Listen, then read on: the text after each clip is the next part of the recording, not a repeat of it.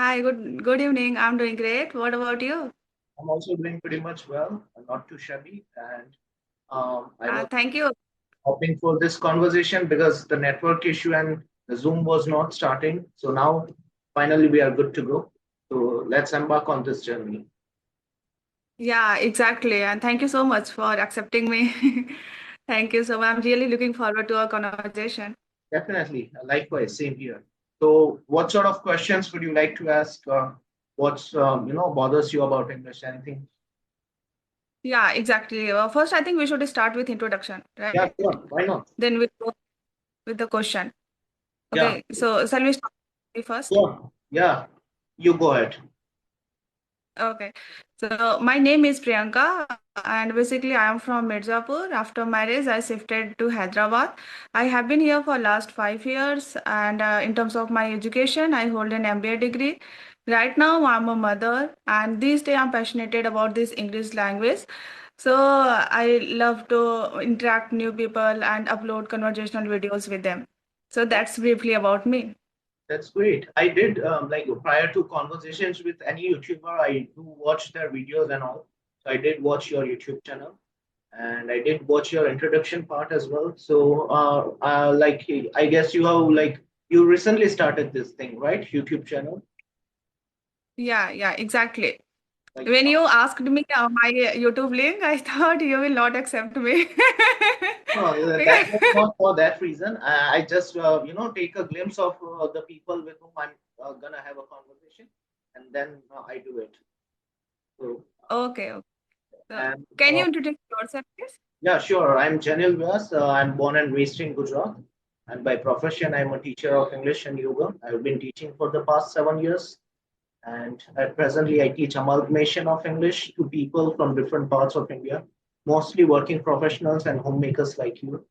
So I try to, impart the knowledge of spoken English, communication skills, accent reduction, advanced vocabulary, idioms, phrases. So that's pretty much what I do. Yeah. Wow, amazing. So, do you take only online classes and online Now, yoga classes? yes. Now, when it comes to yoga, I teach offline. But however, when it comes to English, that I teach online predominantly, mostly. Okay, exactly. It's like a full-time job.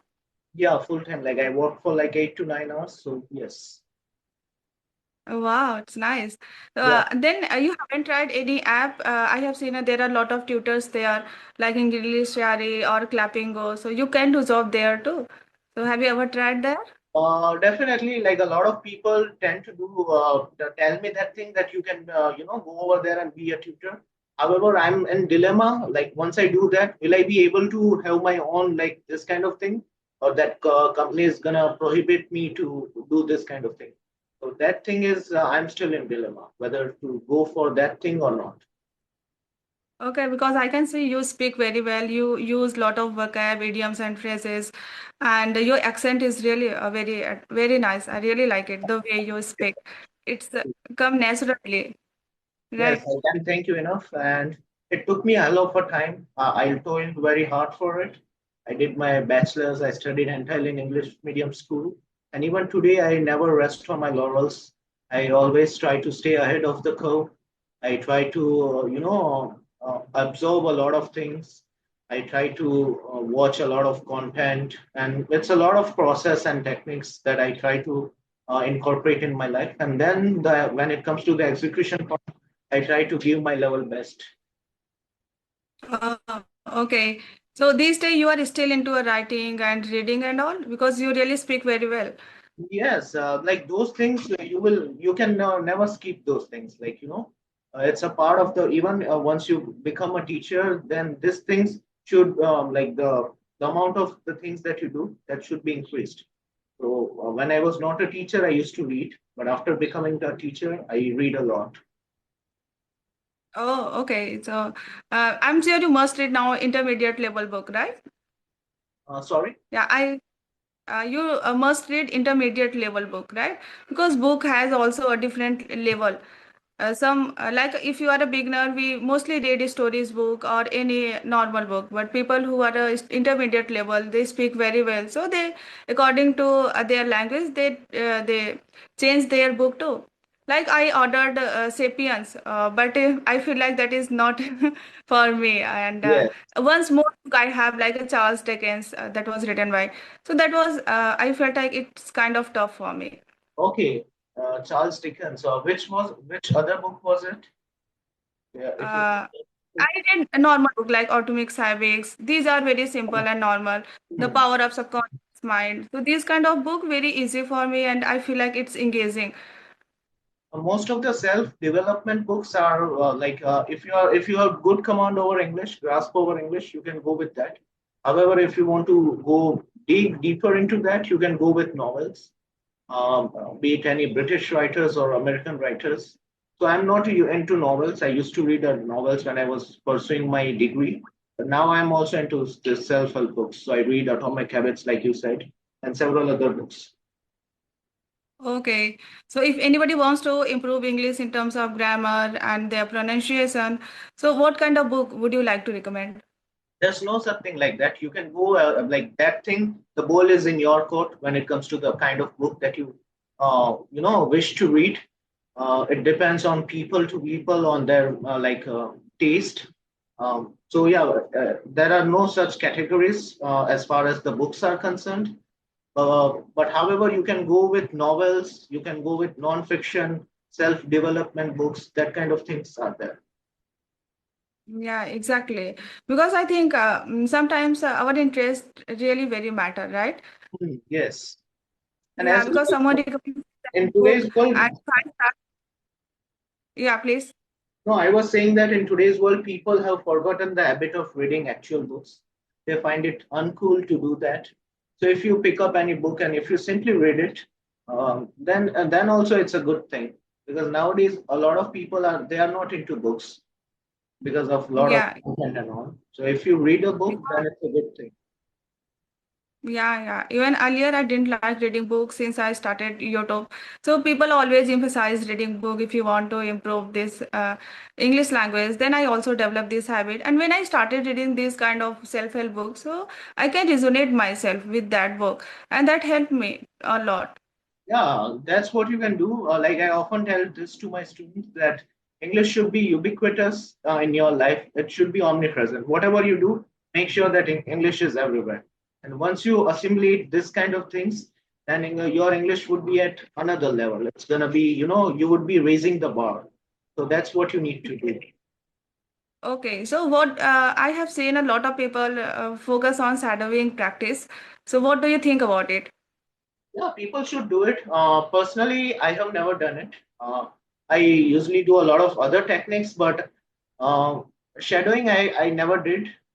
But yeah, if people find it helpful, they should go for it. Because English is Oh, amalgamation of several things. So if you do one thing and if you avoid another, then that should not be the right way of learning it.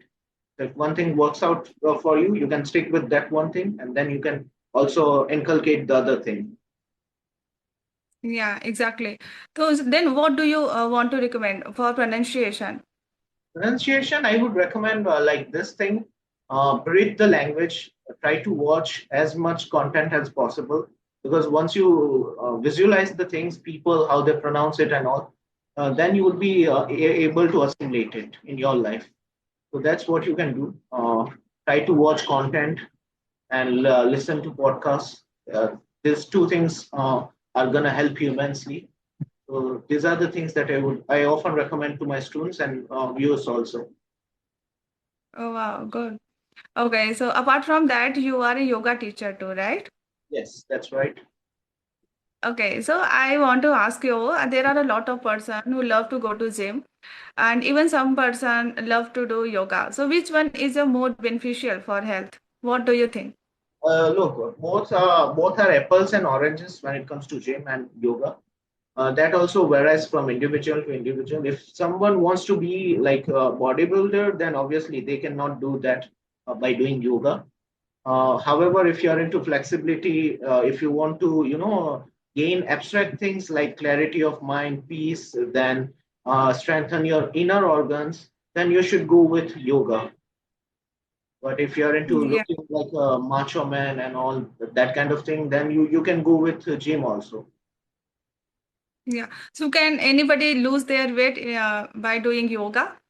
Definitely, yeah. If you do it on regular basis, if you are relentless, and if you do not consume junk food, then yeah, it's not rocket science to do that.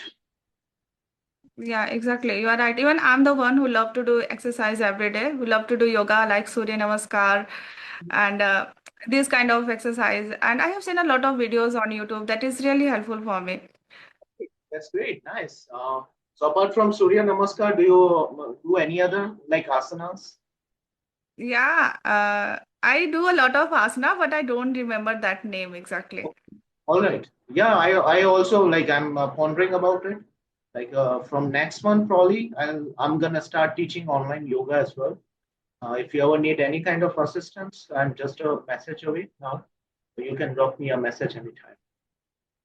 Yeah, I saw in one video you were talking about Hatha Yoga, that is a mix of sun and moon.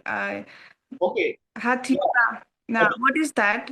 that is a traditional form of yoga because nowadays Western people they tend to commercialize yoga, so they came up with beer yoga, goat yoga.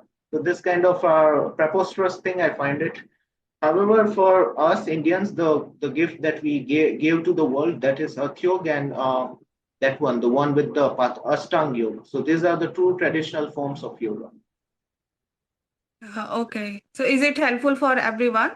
Yeah, well, every person can try it. It's not like that. And you don't have to be flexible to do yoga. Once you do it, you will become flexible.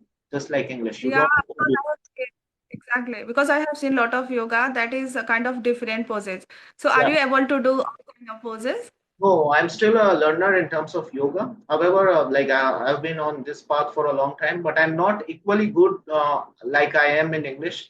So I'm not an advanced yoga trainer or like that. You can call me Yeah. a yoga trainer. Yeah, because you are taking a classes, so sometimes you also have to do with them, right? Uh, like yoga. Yeah, yoga. Yes, If yoga you are I do taking, it on regular basis. Yeah, I take offline classes. I also do yoga, and my students also watch me and they do it. So I try to hit okay, two birds with a stone. I do yoga as well. I get the fees also, and my students also learn.